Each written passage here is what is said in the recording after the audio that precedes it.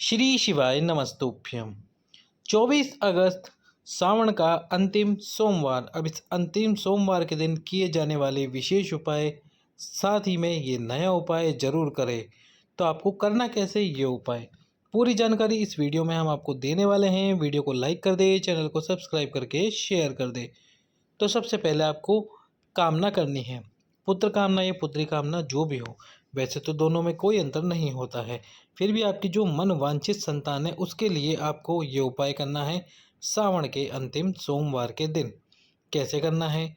तो सबसे पहले तो एक लोटा जल ले लेना है। एक लोटा जल, उसके साथ ही एक और लोटा जल, दो लोटे जल ले लेने हैं। साथ में आपको लेने हैं 27 बेलपत्र। अब ये 27 बेलपत्र में से जो 25 बेलपत्र होंगे, इन 25 बेलपत्र की बीच वाली पत्ती पर चंदन से आपको लिखना है सीताराम। क्या लिखना है? चंदन से सीताराम, 25 बेलपत्र की बीच वाली पत्ती पर। बाकी दो बेलपत्र की पत्ती पर आपको सीताराम नहीं लिखना। थोड़ा सा लेना है आपको कच्चा दूध, और साथ में लेने हैं 3 दीपक। क्या लेने हैं? 3 दीपक।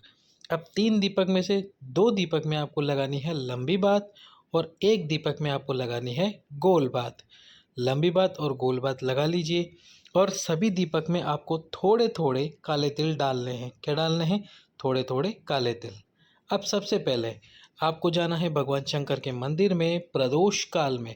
कौन से काल में? प्रदोष काल में भगवान शंकर के मंदिर में जाकर दक्षिण दिशा में खड़े होकर दोनों हाथों में कलश लेकर कलश को समर्पित करो भगवान शंकर के शिवलिंग पे। इस प्रकार से जल आपको समर्पित करना है। दोनों कलश ले लो और कलश लेकर जल शिवलिंग पे समर्पित करो। तुम रुकेश्वर महादेव का नाम लो, तुम रुका जी का नाम लो, साथ में कृष्णेश्वर महादेव का भी नाम लो। अब जो कच्चा दूध है वो कच्चा दूध आपको समर्पित करना है। ये जो माता अशोक सुंदरी का स्थान है उस स्थान पर। तो पहले कच्चा दूध समर्पित करना, फिर जल समर्पित करना। जब जल और कच्चा दूध समर्पित कर दो, उसके बाद में आपको समर्पित करने हैं वो 25 बेलपत्र एक एक करके। और ये 25 बेलपत्र कहाँ समर्पित करने हैं? भगवान शंकर के शिवलिंग पे। सभी बेलपत्र जैसे आपकी इच्छा हो, चाहे तो आप एक एक करके समर्पित कर लो, या फिर एक साथ 25 बेलपत्र समर्पित कर लो। चंदन से हमने बीच वाली पत्ती पर लिखा है सीताराम। सभी बेलपत्र समर्पित करो। जो अंतिम 2 बेलपत्र बचे, 25 बेलपत्र समर्पित करने के बाद जिन पर हमने सीताराम नहीं लिखा, वो 2 बेलपत्र समर्पित करना उन 25 बेलपत्र के ऊपर। उसमें से दोनों बेलपत्र यहाँ से शिवलिंग पे समर्पित करना, फिर एक बेलपत्र उठाकर माता अशोक सुंदरी के स्थान पर समर्पित कर देना। अब जो 3 दीपक है आपके पास में, उसमें से पहला दीपक लंबी बात का एक चावल का दाना रखकर भगवान शंकर के सामने शिव पार्वती का स्मरण करके, शिव परिवार का स्मरण करके, लंबी बात लगाकर आपको भगवान शंकर के सम्मुख में शिव परिवार का, गणेश जी का, कार्तिकेय जी का, सभी का स्मरण करके शिव जी के सामने प्रज्वलित करना है, जला देना है। और ये उपाय प्रदोष काल में करो, और यदि आप सुबह करना चाहते हो तो सुबह भी कर सकते हो। दूसरा दीपक गोल बात का, वो आपको कहाँ पे प्रज्वलित करना है? वो करना है ये जो नंदी जी का एक पैर ऊपर उठा हुआ होता है, उस पैर के पास में। जो नंदी जी का एक पैर ऊपर उठा हुआ होता है, उस पैर के पास में आपको वो गोल बात वाला दीपक प्रज्वलित करना है। गोल बात का दीपक यहाँ पर प्रज्वलित कीजिए, अपनी कामना बोलिए, और अपनी कामना बोलकर दीपक प्रज्वलित कर दीजिए। अब इसके बाद में बचेगा तीसरा दीपक। तीसरा दीपक आपको कहाँ प्रज्वलित करना है? आपके आसपास में जो भी पीपल का वृक्ष हो, जो भी पीपल का वृक्ष हो, उस पीपल के वृक्ष के नीचे वो लंबी बात का दीपक प्रज्वलित करना, और प्रज्वलित करके जलाकर आपको अपनी कामना बोलनी है। और प्रज्वलित करते समय, जलाते समय आपको नाम लेना है पिपलेश्वर महादेव। कौन से महादेव? पिपलेश्वर महादेव। पिपलेश्वर महादेव का नाम लेना है और आपको अपनी कामना बोलनी है। जब आप शिव मंदिर में उपाय करोगे, तो शिव मंदिर में उपाय करते समय आपको क्या करना है? शिव मंदिर में उपाय कर रहे हो तब अपनी झोली पसार कर प्रणाम करना और बाबा से प्रार्थना करना। इस प्रकार से आपको ये उपाय करना है।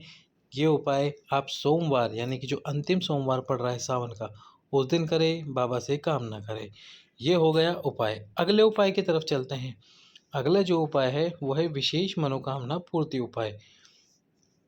या तो एक मूंग का दाना या एक चावल का दाना, जो भी आपको मिल जाए, मूंग का दाना या चावल का दाना, जिस शिव मंदिर में आप जाते हो उस शिव मंदिर में जाकर दक्षिण दिशा में खड़े होकर भगवान शंकर के सम्मुख में सबसे पहले तो एक लोटा जल अपनी कामना करते हुए समर्पित करो।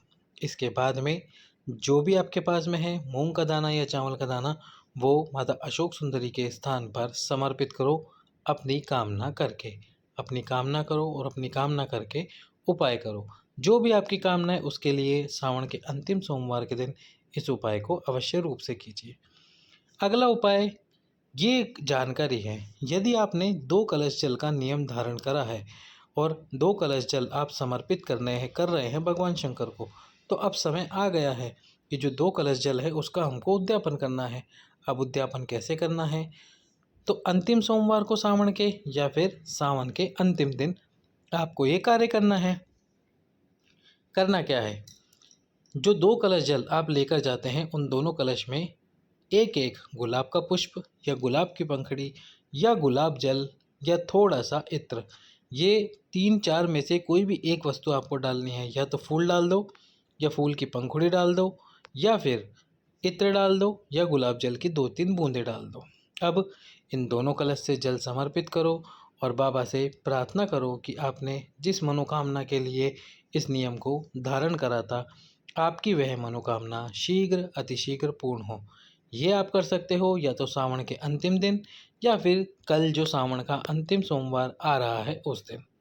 यदि अभी तक आपने इस वीडियो को लाइक नहीं किया है तो लाइक कर दो, सब्सक्राइब करके शेयर कर दो अधिक से अधिक लोगों के पास। जो भी व्यक्ति मेरी आवाज़ पहली बार सुन रहे हैं वीडियो को लाइक ज़रूर करें। अगला उपाय ये है नया उपाय जो गुरुजी ने बताया है हाल ही की कथा में। ये है संतान प्राप्ति से संबंधित उपाय। क्या है उपाय? तो गुरुजी ने कहा, यदि मेरी जीजियों 25 वर्ष, 30 वर्ष, 35 वर्ष से भी अधिक हो गया है, आपको संतान प्राप्त नहीं हो रही, आपने बहुत प्रयास किया, तो भोले बाबा से मांगना।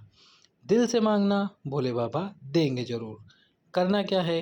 रोज़ एक कलश जल समर्पित करना, प्रतिदिन जल समर्पित करना और जल समर्पित करने के बाद में सोमवार के दिन भी जल समर्पित करना, प्रतिदिन करना। और सोमवार के दिन आपको ये कार्य करना है, आसपास में जो भी बेलपत्र का वृक्ष हो, उस बेलपत्र के वृक्ष के नीचे एक दीपक प्रज्वलित करना, लंबी बात का, घी का। और दीपक प्रज्वलित करने के बाद उस दीपक के सामने कटोरी में आपको मिठाई रखनी है, मिठाई का एक पीस रखना है। अब आप ये मिठाई रख सकते हैं मार्केट से लाके, कोई आपको हलवा बनाना है वो हलवा बनाकर आप रख सकते हैं, खीर बनाकर आप रख सकते हैं या फिर आप गुड़ या शक्कर भी रख सकते हैं।